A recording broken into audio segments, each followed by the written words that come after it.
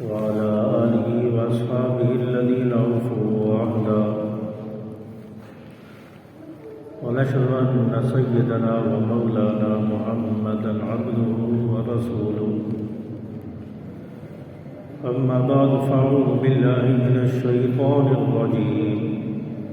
بسم الله الرحمن الرحيم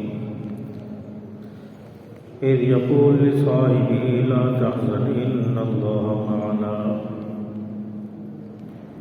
قال الله تعالى في مقام آخر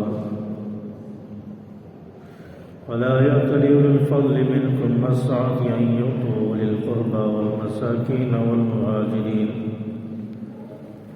والمهاجرين في سبيل الله وليعفوا وليصفحوا صدق الله مولانا العظيم وصدق رسوله النبي الكريم ونحن على ذلك لمن الشاهدين والشاكرين والحمد لله رب العالمين. بلند آواز سے ایک مرتبہ نماز والا درود پاک پڑھ لیں. اللهم صل على محمد وعلى آل محمد كما صليت على إبراهيم وعلى آل إبراهيم إنك حميد مجيد. اللهم بارك على محمد وعلى آل محمد كما باركت على إبراهيم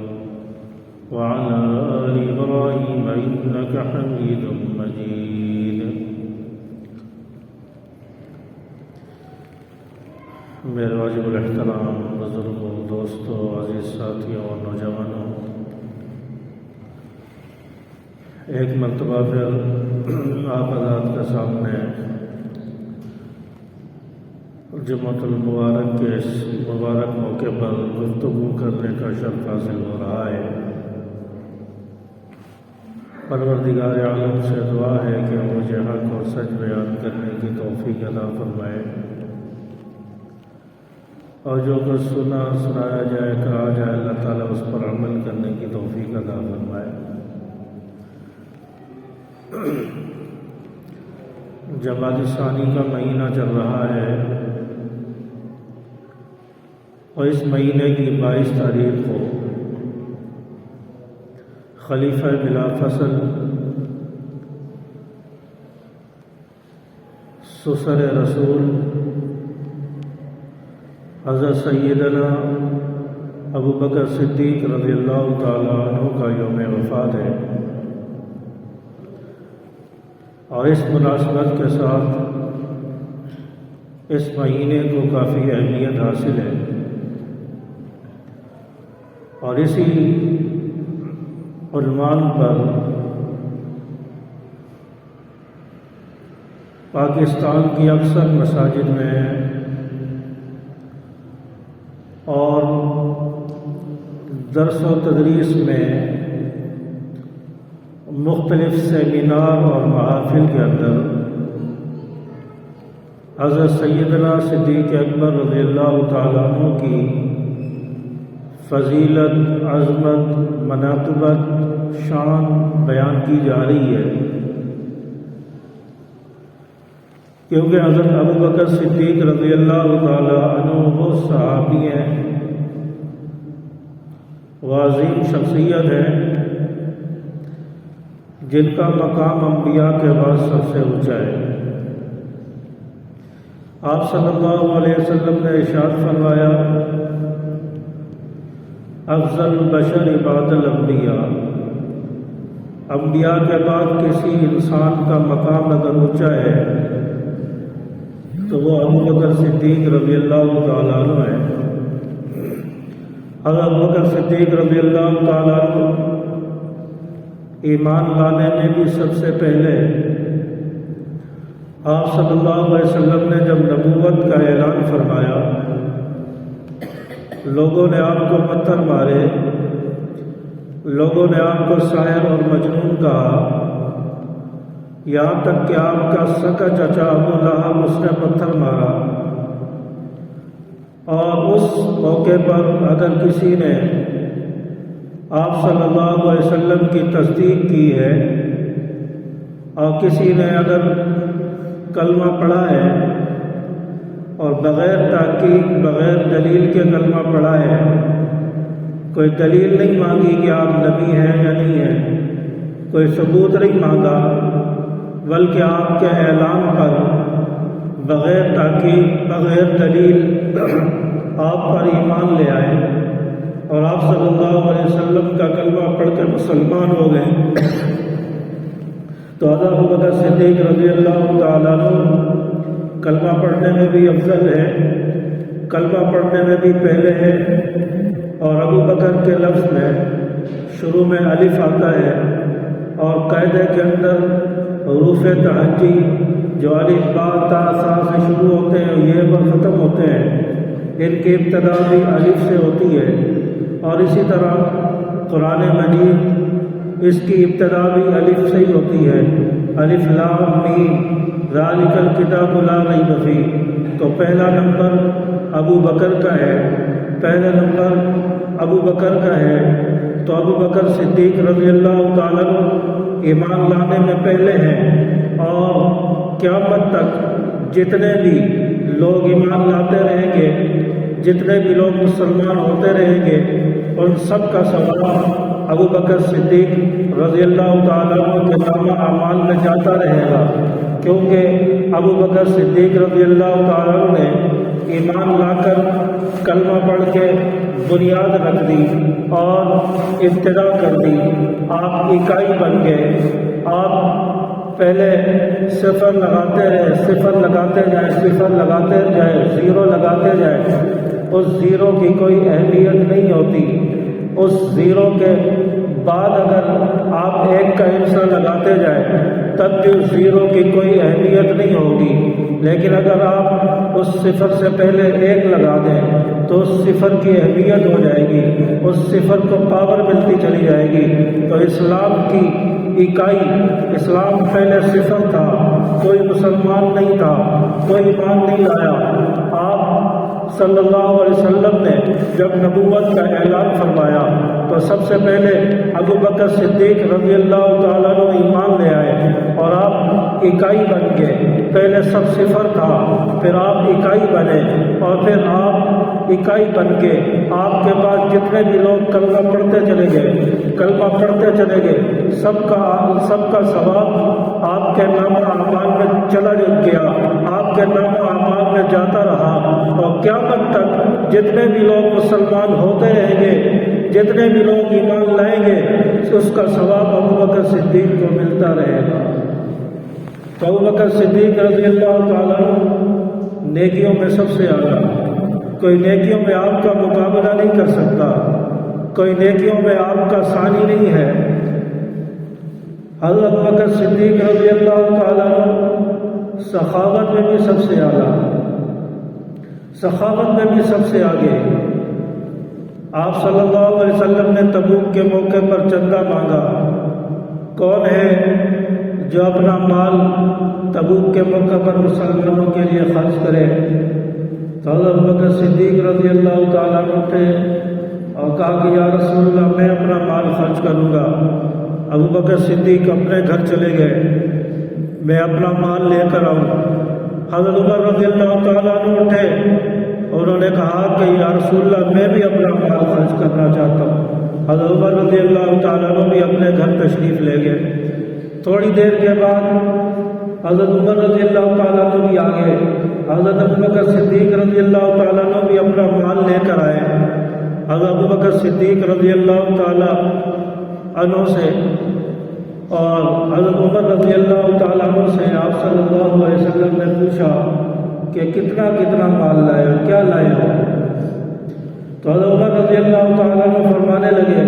یا رسول اللہ میں اپنے گھر کا آدھا مال لے کر آیا ہوں۔ حضرت ابوبکر صدیق رضی اللہ تعالیٰ عنہ سے سوال کیا کہ کیا لائے ہو؟ فرمانے لگے یا رسول اللہ میں اپنے گھر کا سارا مال لے کر آ گیا ہوں، سوائے اللہ اس کے رسول کے کچھ نہیں چھوڑ کر آیا۔ تو حضرت عمر رضی اللہ تعالیٰ عنہ یہ سمجھ رہے تھے کہ میں آج ابو بکر سے آگے بڑھ جاؤں گا، آج سخاوت میں ابو بکر سے آگے بڑھ جاؤں گا، لیکن جب سنا کہ ابو بکر تو گھر کا سارا مال لے کر آ گیا، حضرت عمر رضی اللہ تعالیٰ عنہ افسوس کرنے لگے کہ آج بھی میں ابو بکر سے آگے نہیں بڑھ سکا۔ تو ابو بکر صدیق رضی اللہ تعالیٰ عنہ کا نیکیوں میں کوئی ثانی نہیں ہے۔ ایک مرتبہ آپ صلی اللہ علیہ وسلم اپنے حجرہ مبارک میں رات کے وقت آرام فرما رہے ہیں اور کھلے آسمان تلے صحن کے اندر چارپائی پر لیٹے ہیں، آرام فرما رہے ہیں۔ حضرت عائشہ صدیقہ رضی اللہ تعالیٰ عنہ بھی آپ کے ساتھ بیٹھی ہیں۔ حضرت عائشہ رضی اللہ تعالیٰ عنہ سے آپ صلی اللہ علیہ وسلم نے فرمایا کہ عائشہ دیکھو آسمان کے ستارے کتنے چمک رہے ہیں، آسمان پر کتنے ستارے ہیں۔ اما عائشہ نے دیکھا، فرمانے لگی یا رسول اللہ یہ جتنے آسمان کے ستارے ہیں کیا اس کے برابر بھی کسی کی نیکیاں ہو سکتی ہیں؟ آپ صلی اللہ علیہ وسلم نے جواب دیا کہ ہاں، حضرت عمر رضی اللہ تعالیٰ عنہ کی نیکیاں ان ستاروں کے برابر ہیں۔ حضرت عائشہ رضی اللہ تعالیٰ عنہ کو تعجب ہوا تو حضرت آپ صلی اللہ علیہ وسلم سمجھ گئے کہ حضرت عائشہ رضی اللہ تعالیٰ عنہ کچھ اور چاہتی تھی۔ آپ صلی اللہ علیہ وسلم نے فرمایا کہ عائشہ کیا آپ چاہتی تھی کہ میرے ابا ابو بکر کا نام آتا؟ عائشہ رضی اللہ تعالیٰ عنہ فرماتی ہیں ہاں یا رسول اللہ میں یہ سمجھی کہ میرے ابا ابو بکر کا نام آئے گا۔ آپ صلی اللہ علیہ وسلم نے ارشاد فرمایا آپ کے ابا ابو بکر کی نیکیاں وہ جو 3 دن میرے ساتھ غار میں گزارے ان 3 دن کی نیکیاں آسمان کے ستاروں سے بھی زیادہ ہیں اور حضرت عمر رضی اللہ تعالیٰ عنہ کی ساری نیکیوں سے بھی زیادہ ہیں۔ تو حضرت عائشہ رضی اللہ تعالیٰ عنہ خوش ہو گئی۔ تو بتانے کا مقصد یہ ہے کہ حضرت ابو بکر صدیق رضی اللہ تعالیٰ عنہ کی نیکیاں پوری امت میں سب سے زیادہ ہیں۔ نبیوں کے بعد حضرت ابو بکر صدیق رضی اللہ تعالیٰ عنہ کا مقام سب سے اونچا ہے۔ اور پھر اسلام کا ابتدائی دور تھا، ابتدائی زمانہ تھا، جہالت کا دور تھا، اور آپ صلی اللہ علیہ وسلم نے جب نبوت کا اعلان فرمایا اور مشرکین مکہ آپ صلی اللہ علیہ وسلم کے مخالف ہو گئے، آپ صلی اللہ علیہ وسلم کے دشمن بن گئے، آپ صلی اللہ علیہ وسلم کو قتل کرنے کی سازشیں ہونے لگی،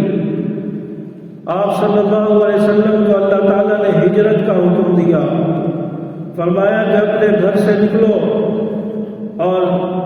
کسی جگہ رپوشی اختیار کرو۔ تو آپ صلی اللہ علیہ وسلم اپنے گھر سے نکلتے ہیں اور فرماتے ہیں کہ جہاں آپ صلی اللہ علیہ وسلم کا گھر تھا وہاں پر آج جو ہے لائبریری ہے، مدینہ کے اندر مسجد نبوی کے ساتھ ایک لائبریری ہے۔ فرمایا کہ یہ آپ صلی اللہ علیہ وسلم کا گھر تھا، اور جہاں بیت الخلاء کی ایک لائن ہے یا ابو جہل کا گھر تھا، اور باب عبدالعزیز سے باہر نکل کر جو علاقہ آتا ہے اس وہاں پر جو ہے حضرت ابو بکر صدیق رضی اللہ تعالیٰ عنہ کا گھر تھا۔ آپ صلی اللہ علیہ وسلم اپنے گھر سے نکلے، ابو جہل کے گھر سے ہوتے ہوئے سیدھا ابو بکر صدیق رضی اللہ تعالیٰ عنہ کے گھر پر پہنچے، اور ابو بکر صدیق رضی اللہ تعالیٰ عنہ کے گھر پر جا کر آپ صلی اللہ علیہ وسلم نے دستک دی، دروازہ بجایا، اور آپ حضرت ابو بکر صدیق رضی اللہ تعالیٰ عنہ نے فوراً دروازہ کھول دیا۔ تو آپ صلی اللہ علیہ وسلم نے حضرت ابو بکر صدیق رضی اللہ تعالیٰ عنہ سے پوچھا کہ ابو بکر آپ نے پوچھا نہیں کہ دروازے پر کون آیا ہے؟ ابو بکر سے کہا کہ آپ نے پوچھا نہیں دروازے پر کون آیا ہے، باہر تو مشرک بھی تھے، باہر تو دشمن بھی تھے۔ تو ابو بکر صدیق رضی اللہ تعالیٰ عنہ فرماتے ہیں کہ میں دروازے کی دستک سے سمجھ گیا کہ میرے محبوب محمد رسول اللہ صلی اللہ علیہ وسلم تشریف لائے۔ تو حضرت ابو بکر صدیق رضی اللہ تعالیٰ عنہ اتنے مزاج شناس تھے، اتنا آپ کے قریب تھے کہ آپ کے دروازہ کھٹکانے کے انداز سے سمجھ گئے کہ یا رسول اللہ صلی اللہ علیہ وسلم تشریف لائے ہیں۔ تو ہجرت کر کے غار میں آپ صلی اللہ علیہ وسلم 3 دن تک مقیم رہے۔ حضرت ابوبکر صدیق رضی اللہ تعالیٰ عنہ کے ساتھ ہجرت فرمائی ہے۔ حضرت ابوبکر صدیق رضی اللہ تعالیٰ عنہ کے گھر سے آپ صلی اللہ علیہ وسلم حضرت ابوبکر کو ساتھ لے کر روانہ ہوئے ہیں، اور کچی زمین ہے، ریت والی زمین ہے، جاتے جاتے دونوں کے قدموں کے نشان اس زمین پر لگتے چلے جا رہے ہیں۔ تھوڑا سا آگے جا کر حضرت ابوبکر صدیق رضی اللہ تعالیٰ عنہ نے آپ صلی اللہ علیہ وسلم کو اپنے کندھوں پر بٹھا لیا، اور آپ صلی اللہ علیہ وسلم کو غار تک حضرت ابوبکر صدیق رضی اللہ تعالیٰ عنہ اپنے کندھوں پر بٹھا کر لے گئے، اور پھر غار کے باہر جا کر بٹھایا، غار کی صفائی کی، اور وہاں پر جو سوراخ تھے غار کے اندر جہاں سے سانپ آتا تھا، سانپوں کے جو غار تھے ان کو اپنے کپڑے پھاڑ کر اپنی پگڑی پھاڑ کر ان سوراخوں کو بند کیا۔ سوراخ بند ہو گئے، ایک سوراخ بچ گیا۔ اس کو بند کرنے کے لیے ابوبکر صدیق رضی اللہ تعالیٰ عنہ کے پاس کوئی کپڑا نہیں ہے، کوئی چیز نہیں ہے۔ تو حضرت ابوبکر صدیق رضی اللہ تعالیٰ عنہ کو فکر ہوئی کہ یہاں سے کوئی کالا، یہاں سے کوئی موذی آ کر آپ صلی اللہ علیہ وسلم کو نقصان نہ پہنچا دے۔ تو حضرت ابوبکر صدیق رضی اللہ تعالیٰ عنہ نے دل میں کہا کہ میں آپ صلی اللہ علیہ وسلم کو لے آتا ہوں، اور اس غار کے اندر جو غار باقی رہ گیا ہے اس پر میں اپنی ایڑی رکھ دوں گا، اور ایڑی رکھ کر بند کر دوں گا۔ تو اس طرح اس سانپ سے آنے، اس غار سے بھی کالے کے آنے کا راستہ بند ہو جائے گا، رک جائے گا۔ چنانچہ حضرت ابوبکر صدیق رضی اللہ تعالیٰ عنہ آپ صلی اللہ علیہ وسلم کو اپنے ساتھ غار میں لے کر آئے، اور غار میں جب آئے آپ صلی اللہ علیہ وسلم وہاں پر لیٹ گئے۔ ابوبکر صدیق رضی اللہ تعالیٰ عنہ کی گود میں آپ نے سر مبارک رکھا، اور ابوبکر صدیق رضی اللہ تعالیٰ عنہ نے اپنی ایڑی اس سوراخ کے اوپر رکھ دی جو باقی رہ گیا تھا، اور آپ صلی اللہ علیہ وسلم کو نیند آ جاتی ہے۔ آپ صلی اللہ علیہ وسلم آرام فرما رہے ہیں، اور اتنے میں وہ کالا بھی آ جاتا ہے، وہ سانپ آ جاتا ہے۔ اس نے ابوبکر صدیق رضی اللہ تعالیٰ عنہ کی ایڑی پر ڈنک مارا۔ اس کی تکلیف اتنی ہوئی کہ ابوبکر صدیق رضی اللہ تعالیٰ عنہ نے اپنی ایڑی نہیں ہلائی، اپنا قدم نہیں اٹھایا کہ کہیں میرے محبوب کی نیند نہ کھل جائے، آنکھ نہ کھل جائے، کہ نیند میں خلل نہ آ جائے۔ ابوبکر صدیق رضی اللہ تعالیٰ عنہ اس کالے کا ڈنک برداشت کرتے رہے، اس کی تکلیف برداشت کرتے رہے، اور تکلیف جب زیادہ ہوئی ابوبکر صدیق رضی اللہ تعالیٰ عنہ کی آنکھوں سے آنسو ٹپکنے لگے، آنسو آنے لگے، اور وہ آنسو حضرت محمد رسول اللہ صلی اللہ علیہ وسلم کے چہرے مبارک پر گرے۔ آپ صلی اللہ علیہ وسلم کی آنکھ کھل جاتی ہے، پوچھتے ہیں ابوبکر کیا ہوا، آپ کی آنکھوں سے آنسو کیوں نکل رہے ہیں؟ فرمانے لگے یا رسول اللہ، کالے نے ڈنک مار دیا ہے، سانپ نے ڈنک مار دیا، اس کی تکلیف سے میری آنکھوں سے آنسو نکل رہے ہیں۔ آپ صلی اللہ علیہ وسلم فرمایا ابوبکر کہاں کالے نے ڈنک مارا ہے، وہ پاؤں کا حصہ میری طرف کرو۔ آپ صلی اللہ علیہ وسلم کی طرف ابوبکر صدیق رضی اللہ تعالیٰ عنہ نے اپنے پاؤں کی ایڑی کر دی۔ آپ صلی اللہ علیہ وسلم نے اپنا لعاب نکالا، اور وہ ابوبکر صدیق رضی اللہ تعالیٰ عنہ کی ایڑی پر لگایا، اور وہ زہر بھی ختم ہو گیا اور تکلیف بھی ختم ہو گئی۔ تو ابوبکر صدیق رضی اللہ تعالیٰ عنہ غار میں آپ صلی اللہ علیہ وسلم کو لے کر گئے۔ دشمن پیچھا کر رہا ہے، دشمن پیچھے ہے کہ آپ محمد رسول اللہ صلی اللہ علیہ وسلم کو قتل کرنا ہے۔ ابوبکر صدیق رضی اللہ گھر میں دیکھا کہ آپ صلی اللہ علیہ وسلم نہیں ہے، سمجھ گئے کہ ابوبکر کے گھر گئے ہوں گے۔ دشمن ابوبکر کے گھر پہنچ گئے۔ ابوبکر صدیق رضی اللہ تعالیٰ عنہ کے گھر پتہ کیا، یہاں بھی نہیں ہے۔ پھر انہوں نے پاؤں کے نشان دیکھے کہ پاؤں کے نشان کہاں جا رہے ہیں۔ چنانچہ ان نشانوں کے اوپر چلتے گئے آگے دیکھا کہ پہلے تو 2 آدمیوں کے نشان ہیں، 2 آدمی چلتے گئے ہیں، ان کے نشان ہیں۔ پھر تھوڑا سا آگے گئے تو دیکھا کہ اب تو 1 آدمی کے نشان ہے، دوسرا کہاں گیا؟ یا تو آگے ابو بکر گئے یا نبی گئے، نشان 1 آدمی کا ہے۔ اب پریشان ہو گئے، چنانچہ انہوں نے کہا کہ ٹھیک ہے آگے چلتے دیکھتے آگے کیا معاملہ ہے۔ چنانچہ آگے جاتے رہے، وہ پاؤں کے نشان اس غار تک جا رہے، دشمن غار کے منہ تک پہنچ گیا۔ اللہ نے کبوتر کو حکم دیا، مکڑی کو حکم دیا کہ اس غار کے منہ پر جالا بن دے۔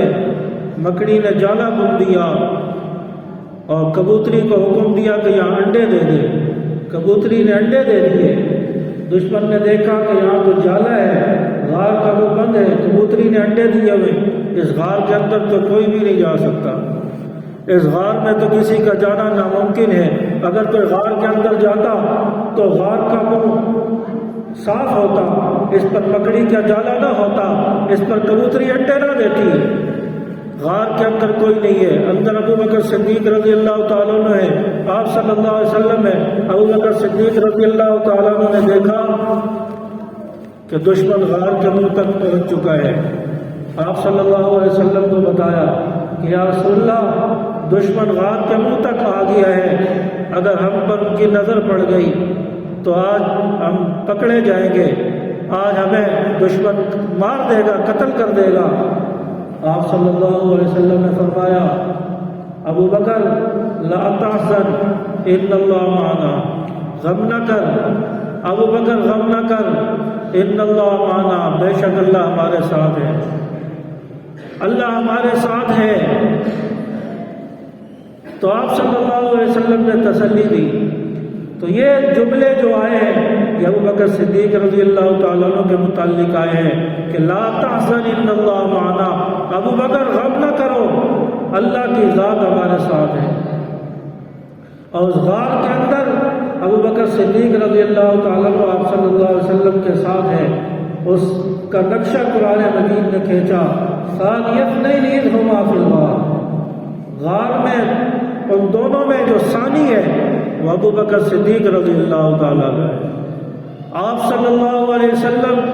کے ساتھ ابو بکر صدیق ہے، اللہ تعالیٰ نے ابو بکر صدیق کا ذکر فرمایا، ثانی اثنین، آپ صلی اللہ علیہ وسلم کے ساتھ جو دوسرے ہیں، ثانی ہیں، وہ ابو بکر ہے۔ قرآن پاک میں حضرت ابو بکر صدیق رضی اللہ تعالیٰ عنہ کی فضیلت ہے۔ چنانچہ اللہ تعالیٰ نے آپ صلی اللہ علیہ وسلم کی حفاظت فرمائی اور بتایا ہے کہ دشمن ابو بکر صدیق رضی اللہ تعالیٰ عنہ کے قدموں پر چلتا چلتا اس غار تک پہنچا ہے،